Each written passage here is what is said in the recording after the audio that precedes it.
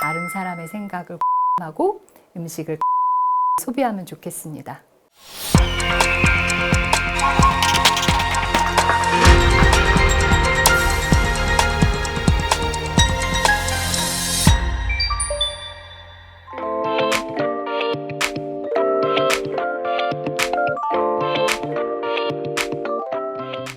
많은 분들이 다이어트를 계획하고 도전해 보셨을 텐데요.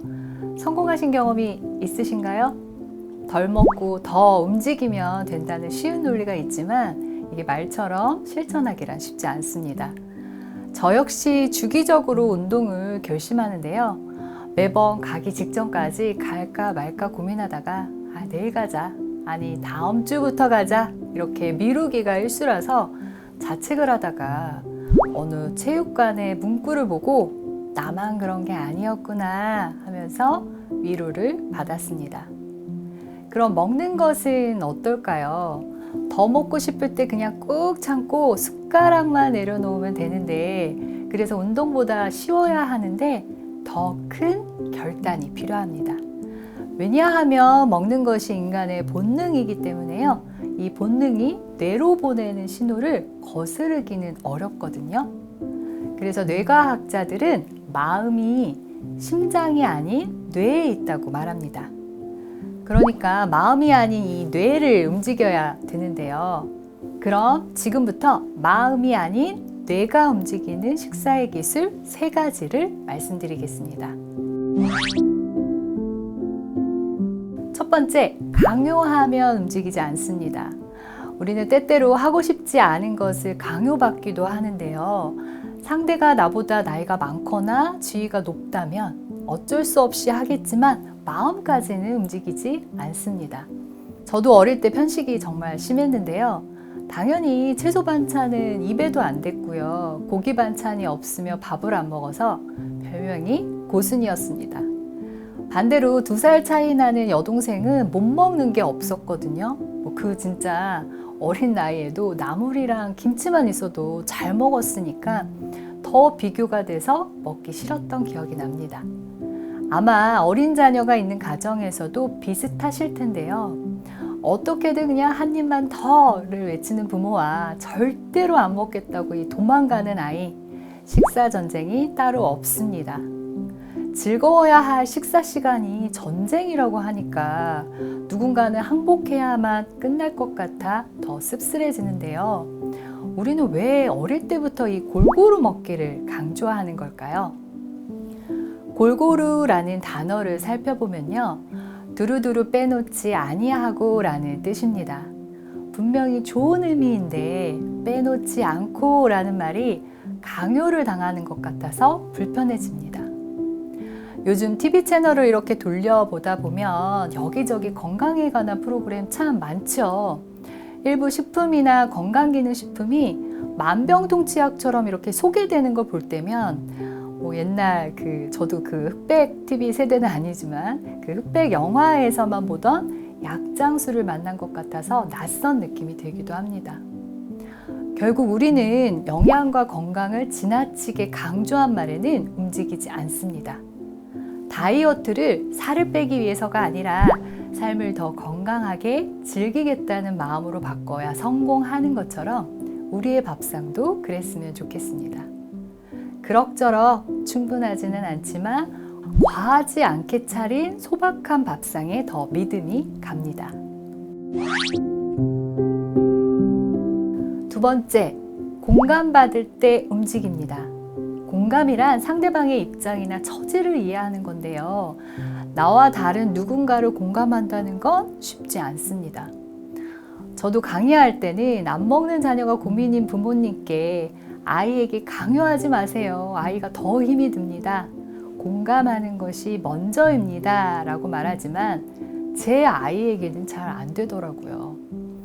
한 번은 외출하고 돌아왔는데요. 고등학생인 아들이 컵밥을 사다가 너무 맛있게 먹고 있는 거예요. 옆에는 탄산음료가 딱 이렇게 있는데, 야, 너 거기에 나트륨이 당함량의 소리가 이렇게 여기까지 올라오는데 일단 참았습니다. 공감하기로 마음을 먹은 거죠. 그래, 엄마가 해준 밥이 맛이 없었구나. 사실 제가 간을 좀 잘 못 맞추거든요.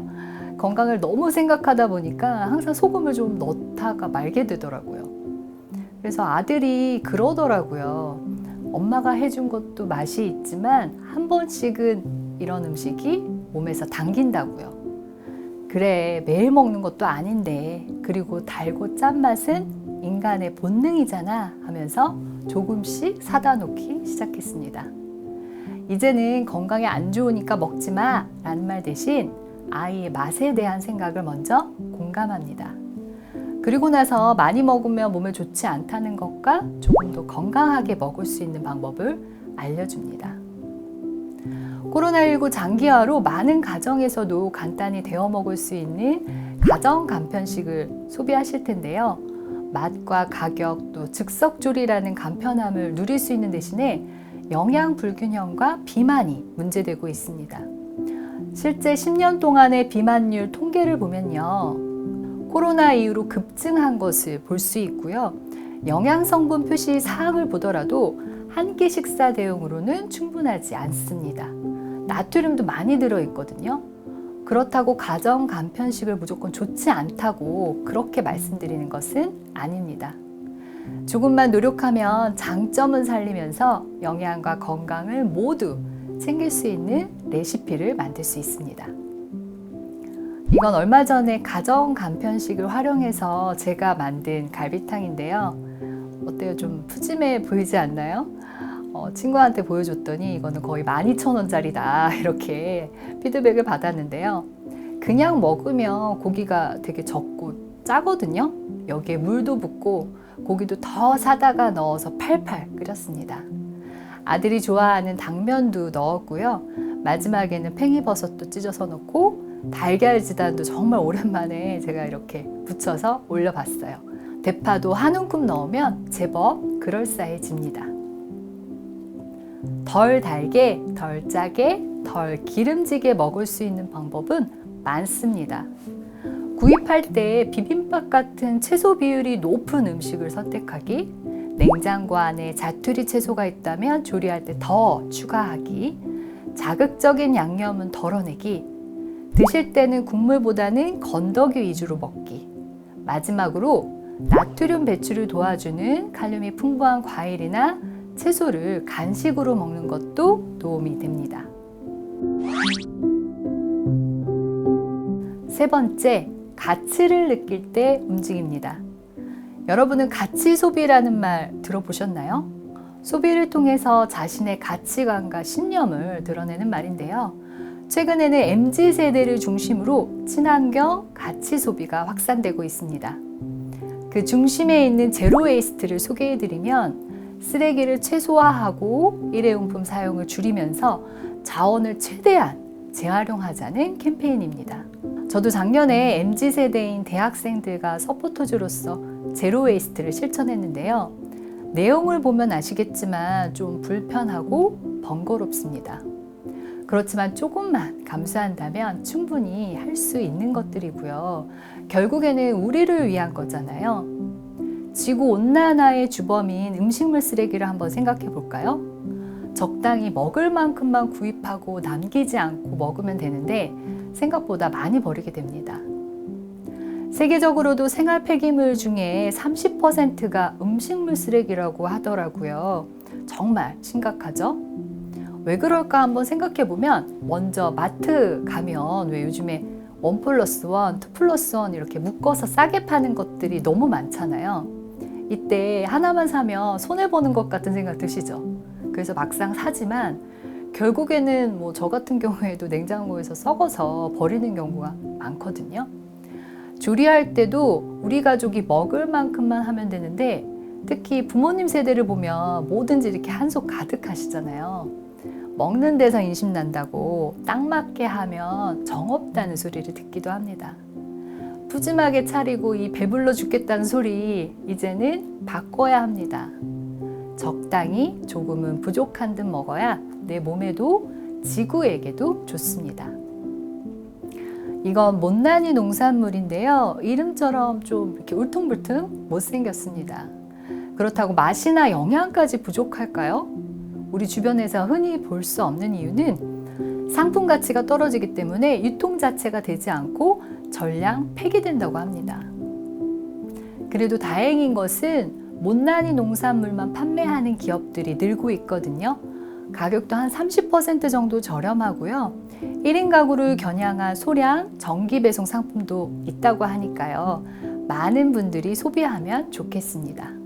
부끄러운 얘기지만 저는 그동안 영양만 생각했지 이 환경하고 함께 생각해 본 적은 없었습니다.